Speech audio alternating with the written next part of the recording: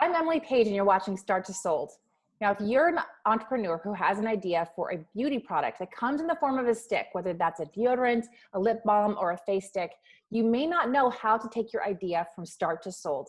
So today we're interviewing Mike Weiner, and he works with Federal Package, and he's an expert with 20 years experience commercializing products that are sold in pharmacies and beauty categories all over the world, in every grocery store. So thank you so much, Mike, for being here. It's great to be here. Thank you, Emily. Mike, would you mind sharing a little bit about your background so people understand your pedigree and expertise? And then let's launch into answering some questions about how to commercialize an idea. Sure, I'd love to. So I've been doing contract manufacturing for over 20 years. Education, graduated at University of Maryland in College Park, and Rensselaer out in New York, where I earned my MBA. And over the last 20 years, I've just been attracted to the whole contract manufacturing. So what we do is we make product for, as you said, brands you find in your medicine cabinet. You find them all over the globe. And part of my interest in that is I love to shop.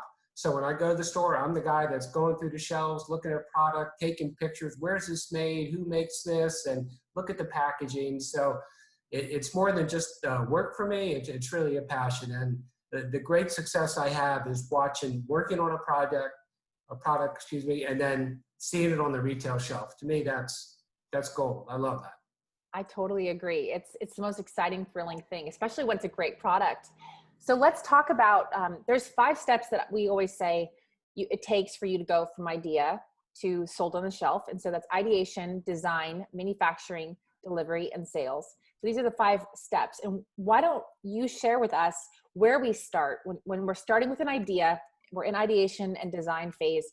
What are the first steps that a brand owner would go through to commercialize this stick, beauty, or OTC product? Right. Well, I think as everything else, it starts with a phone call and an introduction.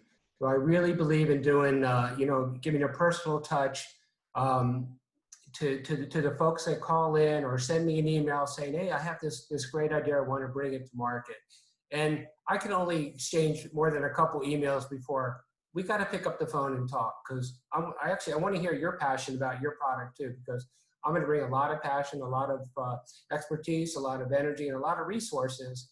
But I need to make sure that we're really in agreement that what your idea is matches my capabilities, that we are a good fit.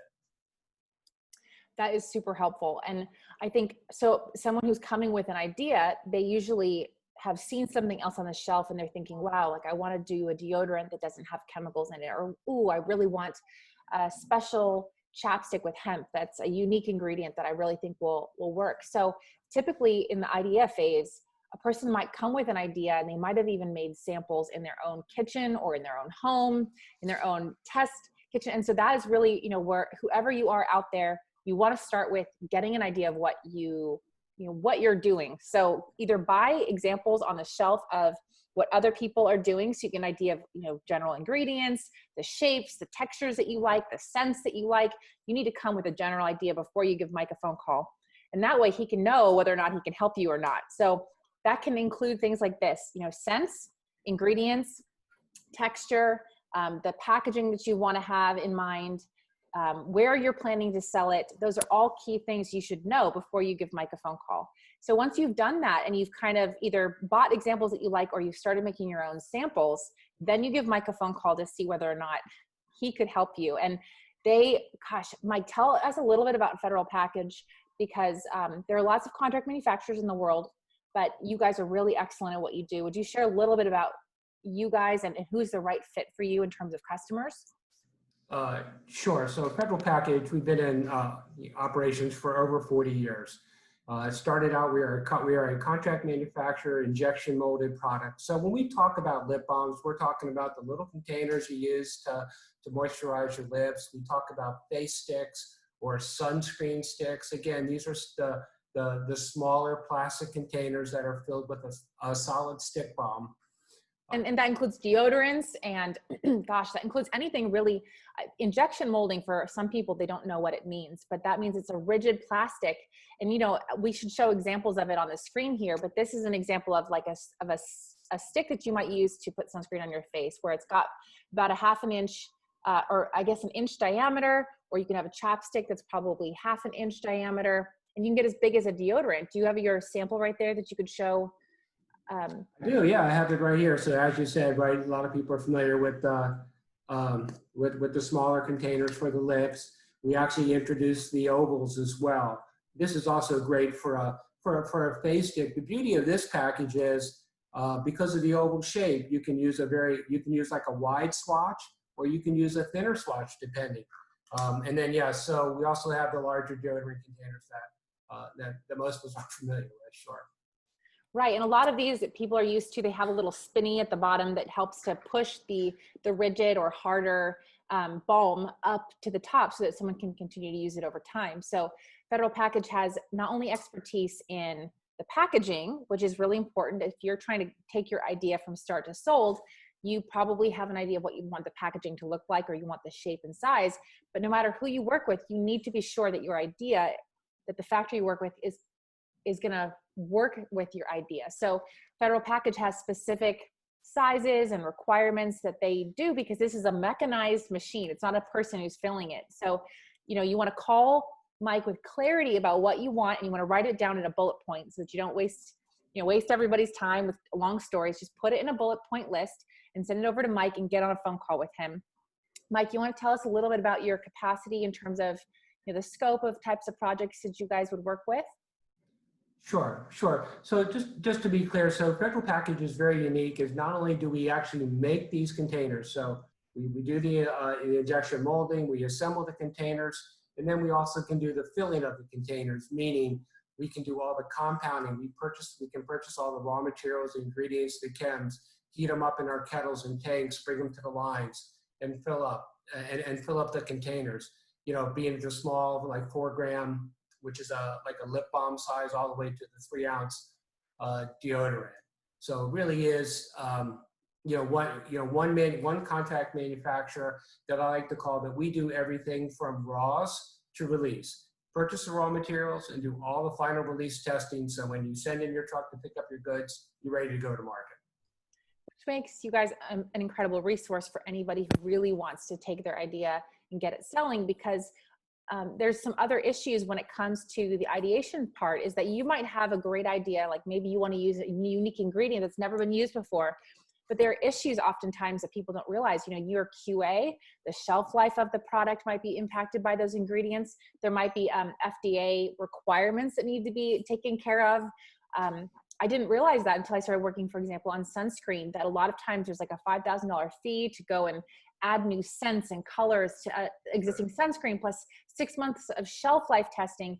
And you aren't necessarily guaranteed that the shelf life testing will be passed if you do something very dramatic and different. So you really oftentimes can rely on someone like Mike to give you a little bit of perspective before you start putting in money for your project. So Mike, let's talk about, once I've come to you and I've written out an email that kind of explains the examples of what I have. I've attached some great pictures. So that means my ideation phase has been complete. And now I'm at the point where I'm trying to both design it, you know, put it into something, and then manufacture it. So talk to me about the design piece when it comes to picking the right vessel to use, and how you guys are a part of that process. Sure, sure. So what I'd like to do is just, you know, it really does start with your idea. Then we go ahead, just do the kind of initial meeting. I'd love to do a phone call and just kind of talk about, right, what are your, you know, the grand ideas for your product? Where's your distribution?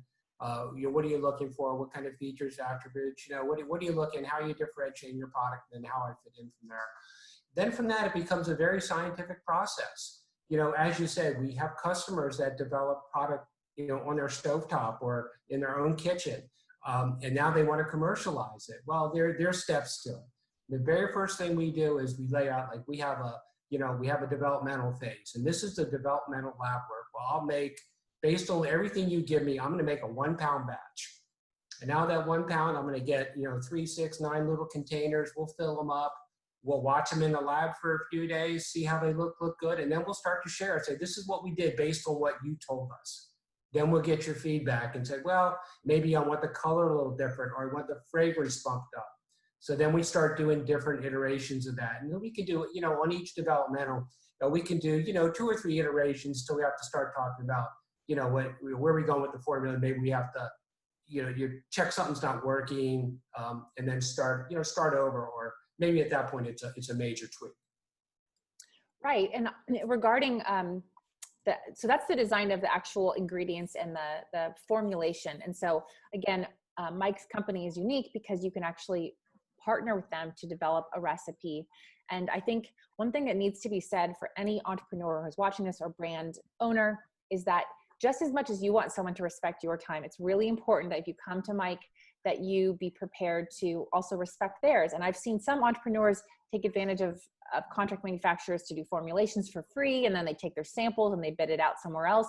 I think it's really important in your preliminary scope conversation to learn all the things that you need. And then if this factory is going to go through all of that hard work, Mike is going to take all of his time and their team and resources to make you some samples, that you really make sure that you're ready to order with that factory, or that you're aware of what your deciding factors are. If you have any outstanding questions, to make sure that you tell Mike up front, and that's going to get you the best results. And I think it's also important to ask Mike, one of the things I forgot to ask about the design phase is that it's important for someone to know kind of the minimum order quantities that they might want with working with you. So there are, small mom and pop shop type of formulators who can do a chapstick here or there.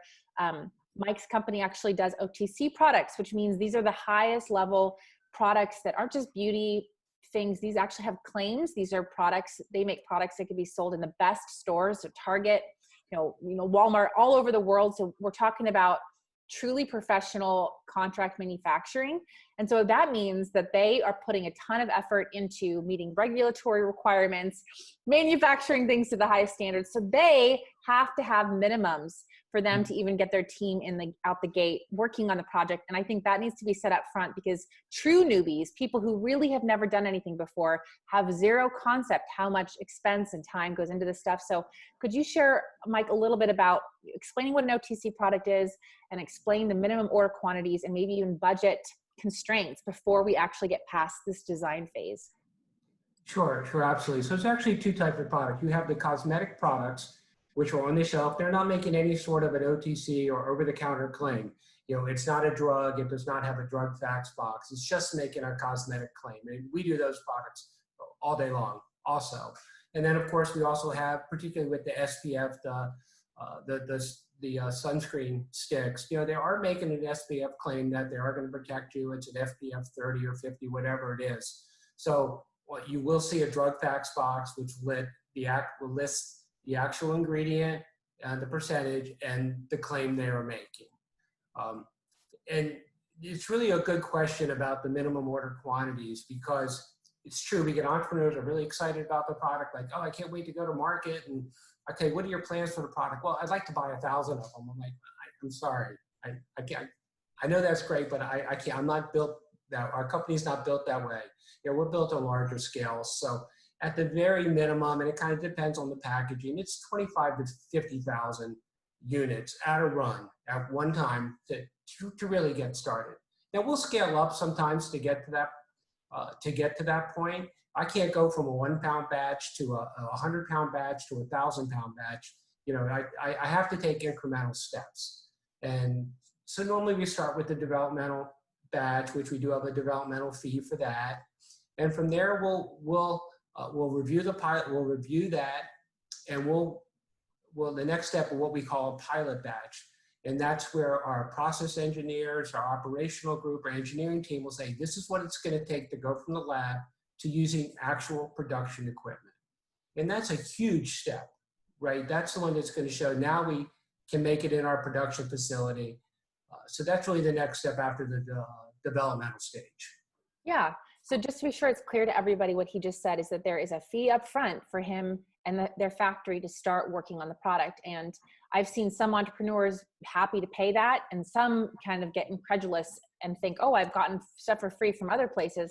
That's because this is a factory that's doing massive scale. And so they just need to be sure that they're going to put so much money and time into it. Are you also willing to do that? And you're going to be very happy with what you get because of the professionalism that you'll find with this contract manufacturer. So just want to let you know that up front, that you might call some mom and pop shop who might do a few free samples for you for free, but they don't have the same scale and the same OTC requirements. And so Federal Package is the right company when you're ready to scale bigger products. And Mike, can you give me just a ballpark of like a budget that someone should keep in mind if they were to both, you know, pay for the upfront process and maybe do 25,000 units?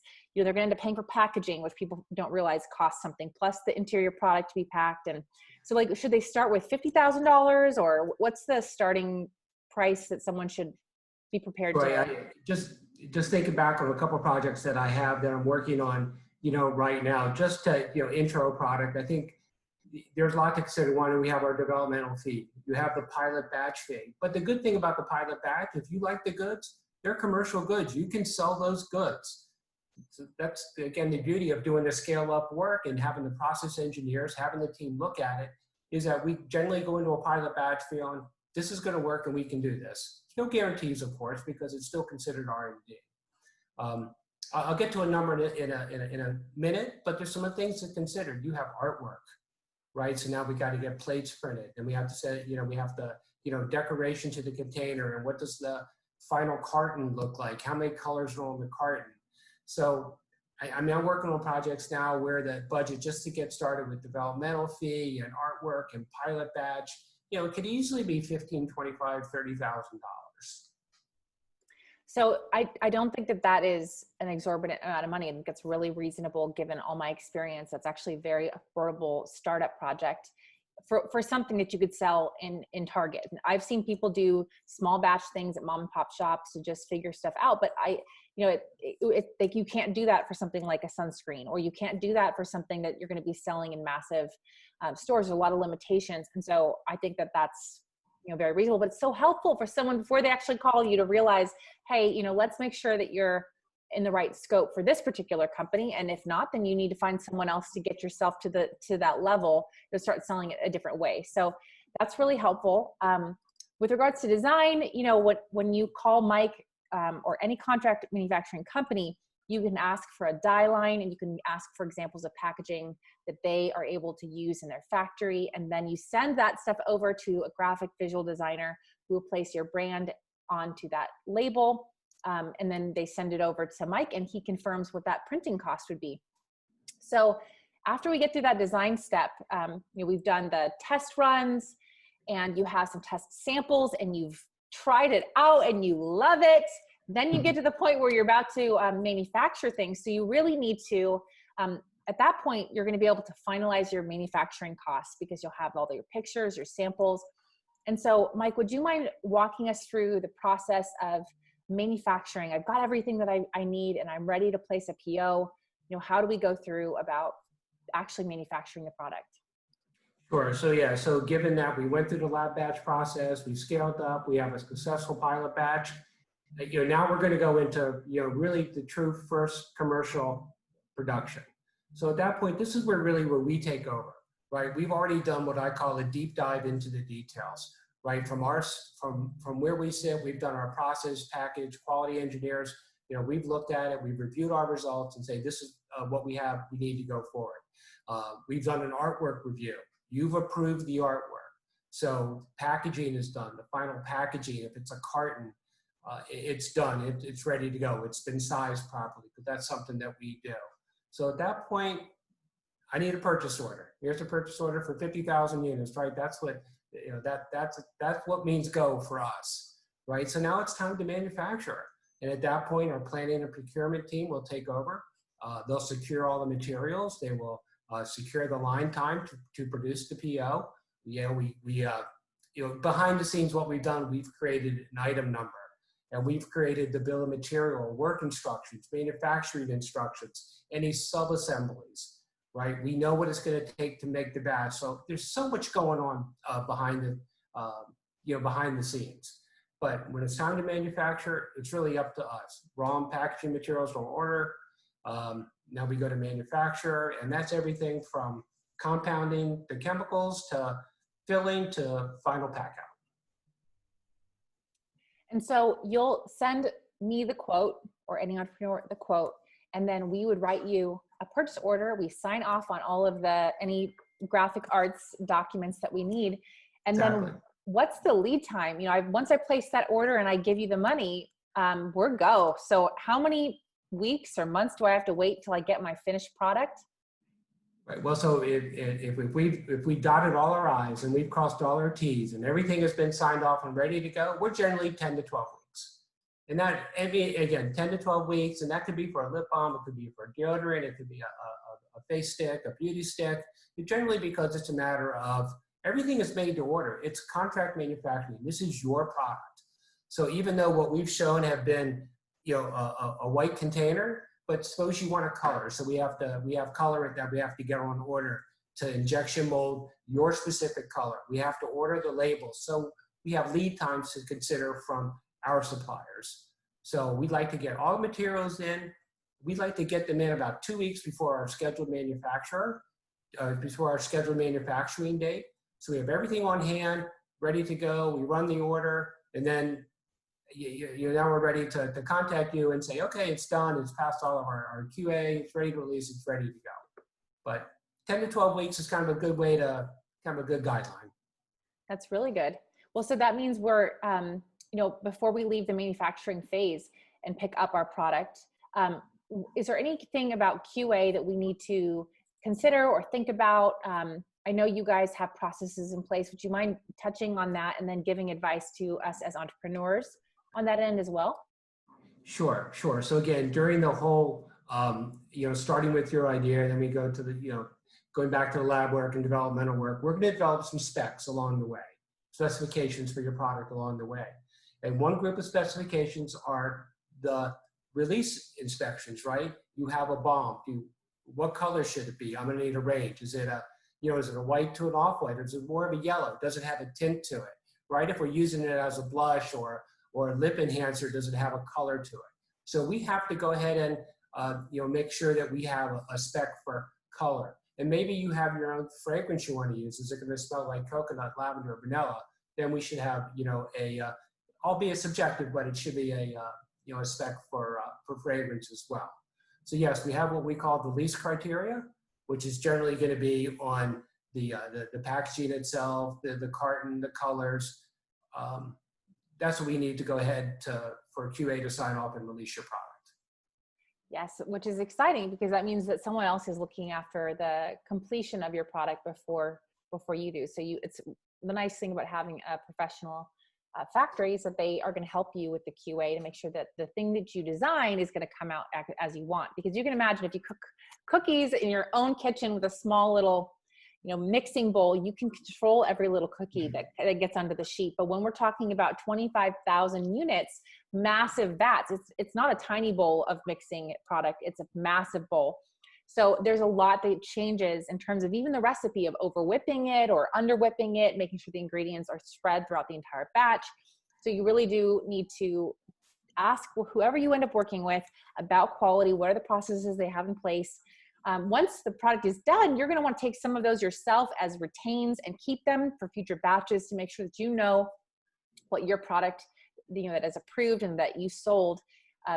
And you can also use it for to test over time to see what you want your prescribed shelf life to be. There's when product actually expires, but then there's also when the textures sometimes change on products. And so all the ones that you do with Mike, they'll be able to give you the advice on the shelf life and things like that. But just whoever's listening, or if you've got an idea, that's something that sometimes we forget to think about as we're commercializing products is the QA part. So once we have an excellent quality product and Mike sends us that really exciting email, it's ready, come pick it up.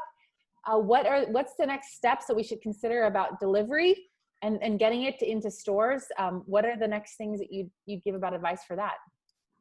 Well, and you're absolutely right. There have certainly been projects that we've worked on that once they come off the line, I will take a picture and I'll send it. And I love getting to people like, wow, that's it, right? Because all along the way, you've just seen the mock-ups. But really behind the scenes, what we've done is we've injected all the injection molded parts.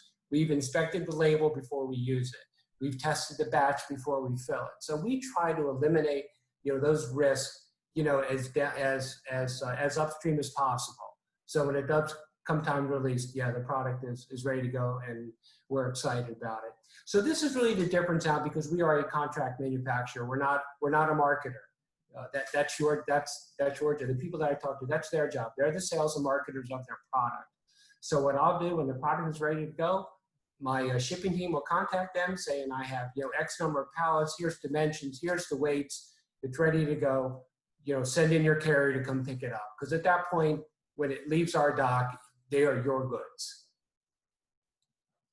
And the sales part is one of my favorite pieces of the whole thing, because once you have the product, you're going to take it to your warehouse, and you're going to hopefully have been pre-selling or getting people excited about the product. If you're selling it online, if you're shipping it to Amazon to start sales there, you're going to ship that product directly to that warehouse. If you have some customers interested in carrying your product in stores, you're going to start shipping that out to retailers. And so that stuff is it's just really an exciting part of the process. And let's say some things that people forget to think about, I've got this chapstick tube right here. This is the cell unit packaging. And so you also want to think about, is this going to sit on a shelf exactly like this? Probably not. Oftentimes there's a secondary packaging that it might come in. So it might be a display case. It might be a secondary box that allows it to hang on a peg. So those are all sales related things that you want to think about, and actually talk to Mike about way before you start manufacturing your product, because you need to imagine, how will this be sold on store shelves and be shipped out? Are you going to ship a master case with 10,000 little tubes, or are you going to have smaller cases inside there? That way you can send to CVS maybe 10 units inside of a display case. So those are sales related product development things that we want to think about and talk about. Just keep in mind as you're manufacturing things. And that really, that's the process right there. Mike has taken us from start to sold. In terms of any other last pieces of advice that you might have, Mike, for someone who's dreaming about a product that is excited to take it to market, is there any other pieces of advice you might give to us as we close up our interview? Oh yeah, absolutely. And just because I say we're the manufacturer and you're the marketer, we're a stakeholder in your business as well, right? We grow when the brands we manufacture, when they grow and do well. So when we have what we call our federal package project planning map, really the last step is what we call Together We Grow Your Brand, right? We're going to look at our first production run. We're going to review it. What have we learned from it? What can we do better, right? Because now, we're going to have some future orders ahead, and what can we, do better to serve you or to serve the product, or something that we can do better. But it really kind of goes a step forward now. Now that you're starting to introduce your brand, what's the next step? Of course, are brand extensions and new markets. So this is really at the heart of what Federal Package does, because our customers, once we make one product for them, they're coming back saying, okay, guess what now? Now I have a club pack, so I need to do this a little differently now. So now we're talking additional pack outs, right? Or maybe I'm going into a new market. Maybe they want to do a bonus or a promotional size, right? So then let's scale up from, a little 4 gram to a 15 gram or something. Again, just to help enhance your brand. And speaking of enhancements, formula enhancements, right? What's next? Like, I have this great, vanilla, but really lavender's coming around now, or lemon or whatever. So maybe I want to add a new flavor. Well, that's where you come to us, because we've done all the homework, we've done all the grunt work to make the product, and now let's see what we can do to enhance the product. And then, of course, today you have to talk about green and sustainable components, right? So we're always talking about that, like what's next down the road. So we have projects internally we're talking about what's coming down the road as far as claims that our customers would like to make on their products that are going to meet any green initiatives or sustainable initiatives. It's so refreshing to hear. And I know that, Mike, you guys we could probably spend hours just talking to that topic by itself, but it's great if someone has, if they already have green packaging that they've got in mind that they've seen on the shelf, or if they are interested in that type of thing, they can reach out to you guys to get more information about it. And I guess I should also ask, when we come back to reorder, because we've just sold our product, what's the lead time for a reorder? So if we've done it right, we have a forecast and said, okay, I'm going to use 50,000 this month. I'm going to need 50,000, in 2 more months. But I've done generally the reorders are a little shorter, maybe a month shorter, probably 8 to 10 weeks. That's helpful for as we have the label set up at a supplier, so we don't have to, redo the, initial first order of the labels. So yeah, we can generally take some times out of the reorder, but we have to talk through that too. Yeah, that's helpful. And it's great if you have the right partner, it's helpful factory partner, then you can rely on them to sort of help you to create your production timeline and to even estimate the sales. And you can always ask that quick question of someone like Mike to make sure that you give them the information that they need to be able to help you. So Mike, thank you so much for joining us today. I think that is so comprehensive what you had to say and how you described the process of formulating a product and getting it to stores. If someone wanted to reach out to you and possibly either on LinkedIn or at your website, what are the methods of contacting you that they can take? Sure, certainly okay with a phone call. I'll take those, of course. My email at mweiner@federalpackage.com. Certainly through my LinkedIn page as well.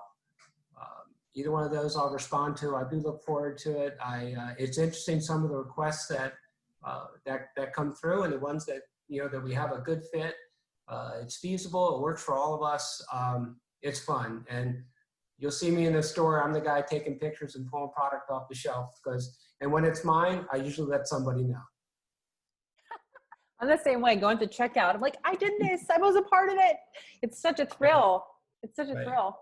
Well, we hope that. Someone will say, hey, do you want to go to Ulta? I'm like, absolutely, I want to go to Ulta. Grabbing things off the shelf. I'm the same way. It's really, really a thrill. And for anyone else who's listening out there, I hope that this interview helped you to go from start to sold with your idea. Thanks so much for joining us. And I hope you have a great rest of your day.